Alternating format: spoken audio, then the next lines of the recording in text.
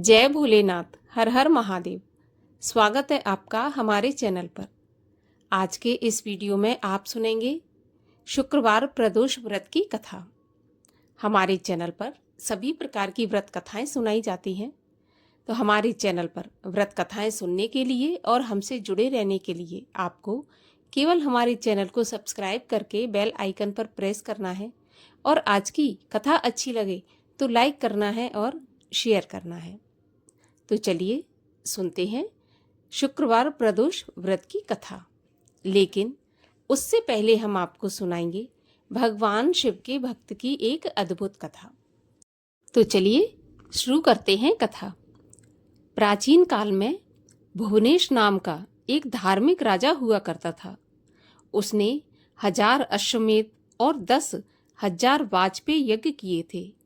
लाखों गायों का दान किया था। उसके सोने के दान की कोई सीमा नहीं थी। इस तरह राजा के धर्म कार्य महान थे, किंतु मोह के कारण राजा से एक बहुत बड़ा अधर्म हो गया। उसने नियम बना दिया कि ब्राह्मण, क्षत्रिय, वैश्य केवल वेदों से ही ईश्वर की आराधना करें।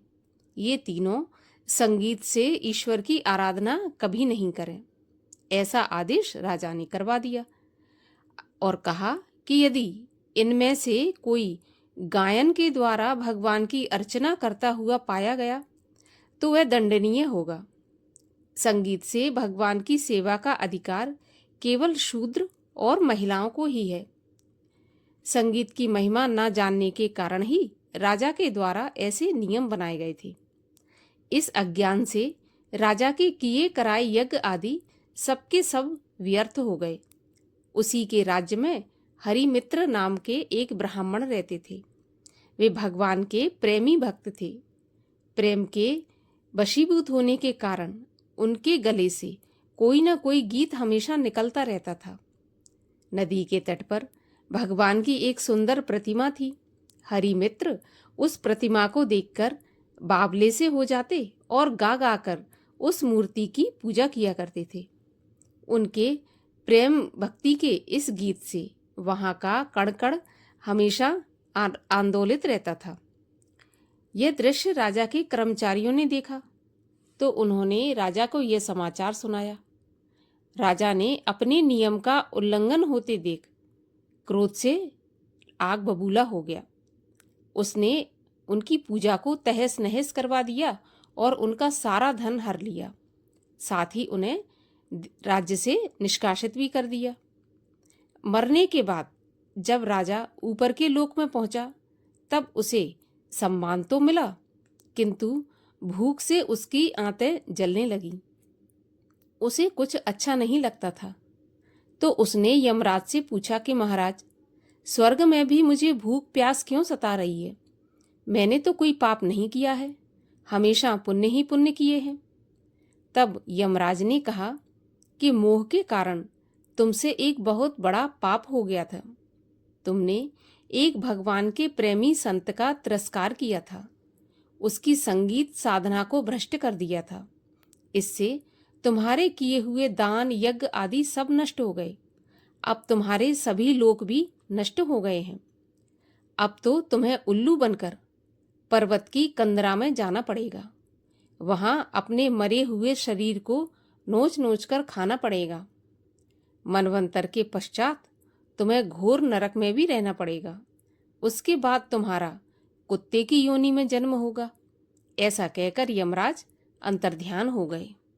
यमराज के अंतर्ध्यान होने के बाद राजा उल्लू बनकर पर्वत की कंदराओं में जाकर गिर गया। वह भूख से अंधा हो रहा था। उसी अवसर पर उसका मरा हुआ शरीर उसके पास आ गया। जैसे ही वह उसे खाने के लिए आगे बढ़ा, वैसे ही संयोग से हरिमित्र का चमकता हुआ विमान उधर से निकला। अप्सराएं उनकी स्तुति कर रही थीं और विष्णु के दूत सम्मान के साथ उन्हें विमान से ले जा रहे थे और वो बैकुंठ जा रहा था। संत हरिमित्र की दृष्टि राजा भुवनेश के शरीर पर पड़ी। पास में ही वह उल्लू भी दिखाई दिया। संत तो सब पर दया करते हैं, अपने मारने वाले पर भी वे दया ही करते हैं। राजा के उस शरीर की बुरी दशा देखकर उन्हें दया आई और उन्होंने उल्लू से पूछा कि हे उल्लू, यह राजा भुवनेश का शरीर है, इसे तू कैसे खा रहा है? तब उल्लू ने रो रो कर अपनी सारी घटना सुना दी। उसने कहा कि मैंने तुम्हारी और संगीत की जो दुर्गति की है, उसी के फल से मैं उल्लू बना हूँ। मैं भूख से पीड़ित होकर अपना ही शरीर खाने के लिए विवश हूँ। मेरे सारे धर्म के काम नष्ट हो गए। दयालु संत ने कहा, राजन, मैंने तुम्हारे सब अपराध क्षमा कर दिए। अब तुम्हें कुत्ते की योनियां नहीं मिलेंगी। यह मुर्दावी अब तुम्हें नहीं खाना पड़ेगा, योग्य भोजन मिलेगा। मेरे प्रसाद से तुम्हें गान योग की प्राप्ति होगी, जिससे विष्णु की स्तुति करके तुम कृतार्थ होगे। अंत में तुम गान के आचार्य भी होगे। संत हरि मित्र का कथन समाप्त होते ही वह नारकीय कष्ट गायब हो गए। उल्लू गान बंधु बनकर भगवान का भजन करने लगा। कथा का सार है कि भजन किसी भी प्रकार से किया जाए, कभी भी किसी के भजन में पूजन में बाधा नहीं डालनी चाहिए। और अब सुनाते हैं शुक्रवार प्रदोष के व्रत की कथा। सूत जी बोले, प्राचीन काल की बात है, एक नगर में 3 मित्र रहते थे। तीनों में ही घनिष्ठ मित्रता थी। उनमें एक राजकुमार, दूसरा ब्राह्मण पुत्र, तीसरा सेठ का पुत्र था। राजकुमार और ब्राह्मण का पुत्र विवाहित थे। सेठ के पुत्र का अभी विवाह हो गया था, परंतु गोना नहीं हुआ था।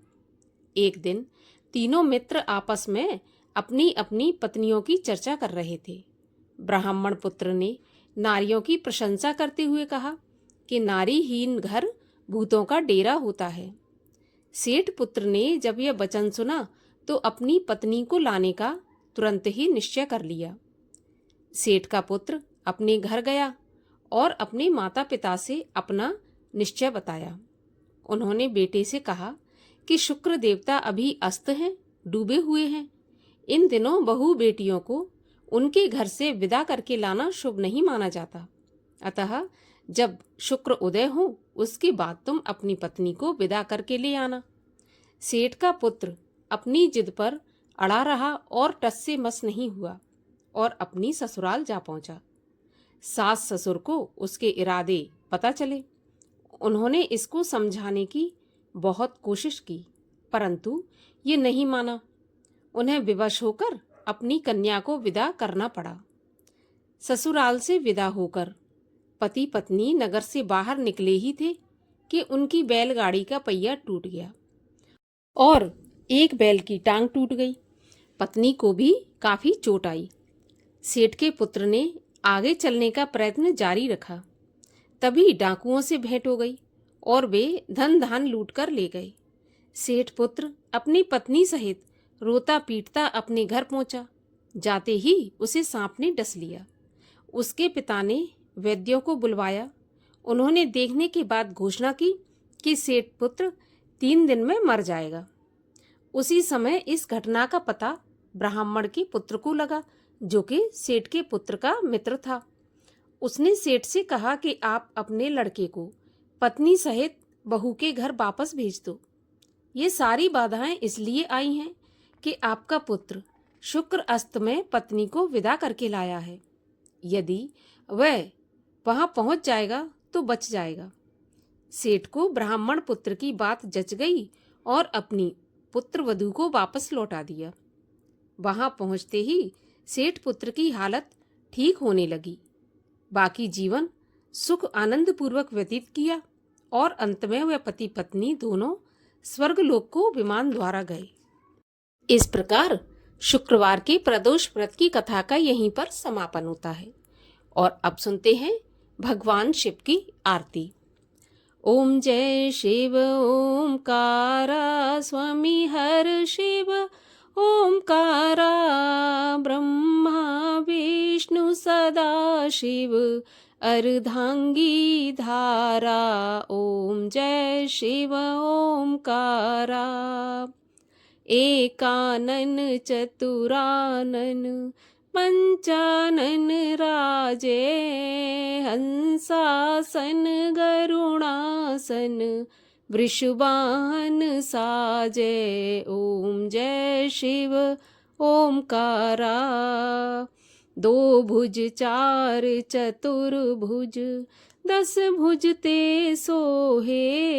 तीनों रूप निरखता, त्रिभुवन जन मोहे। ओम जय शिव ओमकारा। अक्षमाला वनमाला, मुंडमाला धारी। चंदन मृग मद सोहे, भोले शुभकारी। ओम जय शिव ओमकारा। श्वेतांबर पीतांबर, बाघांबर अंगे। सनकादिक ब्रह्मादिक, भूतादिक संगे। ओम जय शिव ओमकारा। कर के मध्य कमंडल, चक्र त्रिशूल धरता। जग करता जग भरता, जग पालन करता। ओम जय शिव ओमकारा। ब्रह्मा विष्णु सदा शिव, जानत अविवेका। प्रणवाक्षर के मध्य, ये तीनों एका। ओम जय शिव ओमकारा। त्रिगुण स्वामी जी की आरती, जो कोई जन गावे। कहत शिवानंद स्वामी, सुख संपत्ति पावे। ओम जय शिव ओमकारा। बोलिए भगवान शिव शंकर महादेव की जय।